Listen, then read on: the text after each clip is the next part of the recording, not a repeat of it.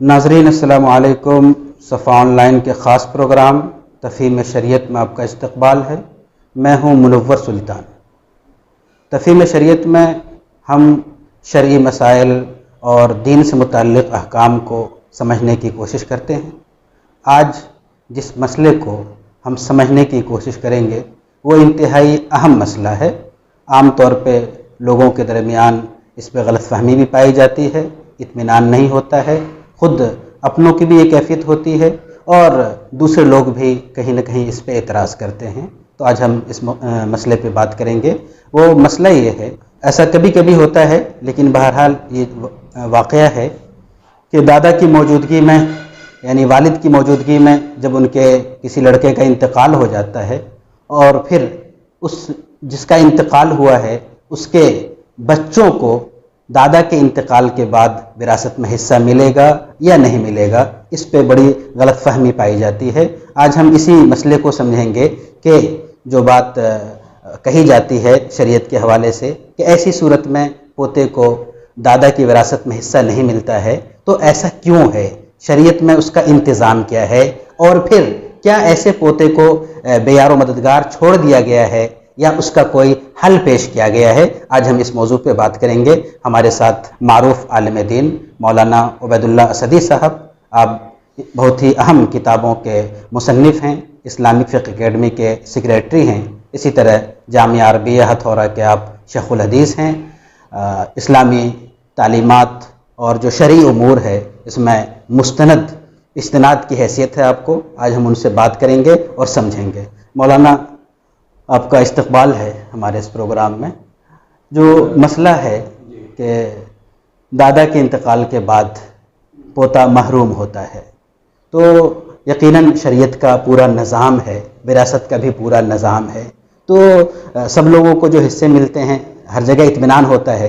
جب یہ پہلو آتا ہے کہ دادا کی زندگی میں بیٹے کا انتقال ہوا اور پھر جب اس دادا کا انتقال ہوتا ہے تو پوتے کو وراثت میں حصہ نہیں ملتا ہے، تو اس بارے میں تفصیلات کیا ہیں؟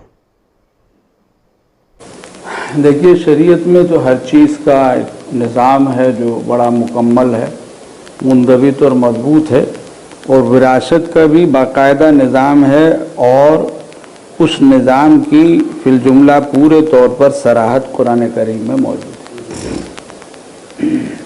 شریعت نے وراثت کا نظام یہ رکھا ہے کہ وراثت صرف رشتہ داروں کو اور نہایت قریبی رشتہ داروں کو ملتی ہے، جن کی شریعت نے حسب موقع درجہ وار کچھ تحدید و تعیین کر دی۔ کچھ لوگ ایسے ہیں کہ جن کو ہر حال میں وراثت ملتی ہے اور وہ کسی حال میں محروم نہیں ہوتے۔ ہاں، یہ ہو سکتا ہے کہ کچھ حصے میں کم و بیشی ہوتے ہیں، اور کچھ لوگ وہ ہیں کہ وہ حصے داروں میں، وارثوں میں شامل ہیں، لیکن کبھی کبھی ایسا ہوتا ہے کہ نہ صرف یہ کہ ان کو کم ملتا ہے بلکہ ان کو نہیں ملتا۔ اصل میں بات یہ ہے کہ کچھ لوگ تو براہ راست حصے دار ہیں اور کچھ لوگ بالواسطہ ہیں۔ براہ راست جو لوگ حصے دار ہوتے ہیں ان کا حصہ کم تو ہو سکتا ہے لیکن ساقط نہیں ہوتا، ختم نہیں ہوتا۔ جیسے بیوی ہے، شوہر ہیں، اب ان دونوں کو وراثت ہر حال میں ملتی ہے ایک دوسرے کی۔ اولاد ہوتی ہے تو کمی ہو جاتی، اولاد نہیں ہوتی ہے تو زیادہ ملتا ہے، لیکن کوئی صورت ان کی محرومی کی نہیں۔ والدین ہیں، ان کا معاملہ بھی اسی طرح۔ کچھ لوگ ہیں جو بالواسطہ وارث ہوتے ہیں، مسئلہ ان کا اہم ہو جاتا ہے۔ جو لوگ بالواسطہ وارث ہوتے ہیں، اگر واسطہ موجود ہو تو پھر ان کو نہیں ملتا۔ دادا کی وراثت باپ کے واسطے سے ہے، باپ کے رہتے ہوئے دادا کو نہیں ملی، ماں کے رہتے ہوئے دادی کو نہیں ملی۔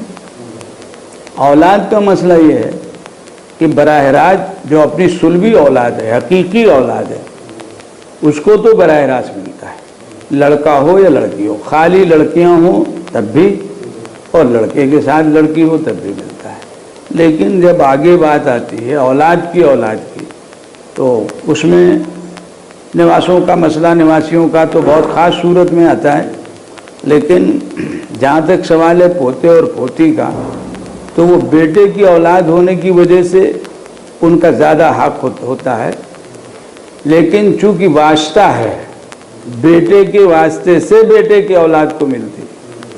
اب اگر باپ کی موت کے وقت بیٹا موجود ہے تو جو بیٹے کا بیٹا ہے، جو پوتا ہے اور مرنے والا دادا ہے، تو ایسی صورت میں پھر پوتے کو وراثت نہیں ملتی، چونکہ واسطہ موجود ہے۔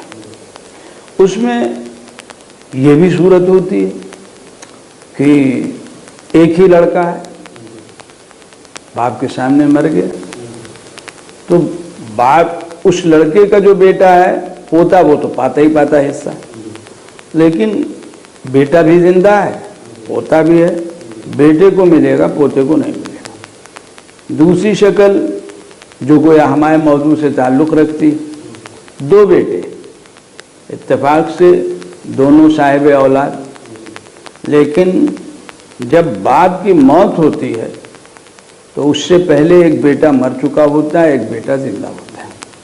ایسی صورت میں جو بیٹا زندہ ہے ترکہ اسی کو ملتا ہے، نہ اس کی اولاد کو ملتا ہے، اور نہ مرنے والا جو بیٹا ہے اس کی اولاد، بیٹا بیٹی، پوتا پوتی جو بھی ہیں ان کو ملتا ہے، چونکہ واسطہ موجود ہے۔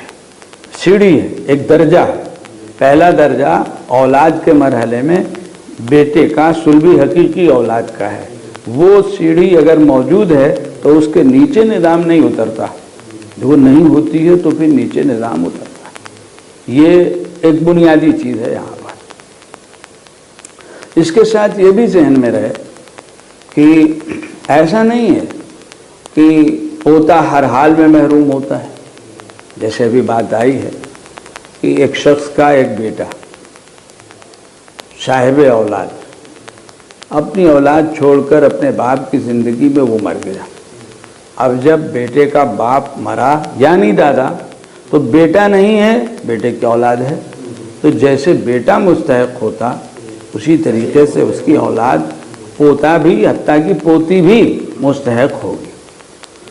اب اس میں یہ ضرور ہے، جیسے پہلے بھی آ گیا کہ بھائی دو بیٹے تھے، ایک مر گیا ایک زندہ ہے، تو جو مر گیا اس کی اولاد کو نہیں ملے گا۔ تفصیلات میں ہمارے علماء نے لکھا ہے کہ شکلیں 26-27 بنتی ہیں، قریب قریب، جو بڑی کتابوں میں ہیں جن کی تفصیل نہیں کی جا سکتی، اور ہمارے بعض بزرگوں نے اس سلسلے میں رسالے لکھے ہیں، وضاحت کی۔ صرف ایک شکل ایسی ہے کہ جس میں پوتا محروم ہوتا ہے، ورنہ بہت سی شکلیں نہیں، تقریباً 25-26 شکلیں ایسی ہیں کہ جس میں کسی نہ کسی درجے میں اس کو ترکہ ملتا ہے۔ شریعت سے ناواقفیت، شریعت کے نظام سے ناواقفیت، کچھ اور چیزیں، ان کے نتیجے میں یہ ذہن پیدا ہوتا ہے، اور پھر اسلام پر ایک الزام کی گویا لوگ راہ نکال لیتے ہیں کہ اسلام جیسے مذہب میں بتائیے یتیم پوتے کو محروم کر دیا گیا، یہ بہت بڑا ظلم ہے۔ ایسا نہیں، ایک ہی صورت ہے، پھر وہاں شریعت کا ایک نظام اور ضابطہ ہے، کوئی چیز شریعت میں ایسی نہیں ہے کہ بے ضابطہ ہو۔ اس لیے یہ خیال اور احساس درست نہیں ہے کہ شریعت نے یتیم کے حق میں نظام وراثت میں کوئی ظلم کیا ہے۔ جو مولانا گویا جو بنیاد ہے وہ واسطہ ہے، اگر مطلب پہلی کڑی موجود ہے تو دوسری کڑی والوں کو نہیں ملے گا، ایک بات۔ دوسری بات آپ نے بڑی اہم فرمائی کہ اس کی بہت سی شکلیں ہیں جہاں پوتے کو عموماً ملتا ہے، ایک شکل ہے جس میں نہیں ملتا ہے، اور اتفاق یہی چیز معروف ہے اور لوگ اس کا تذکرہ کرتے ہیں۔ تو یہ جاننا ضروری ہے کہ بہت سی شکلوں میں ملتا ہے۔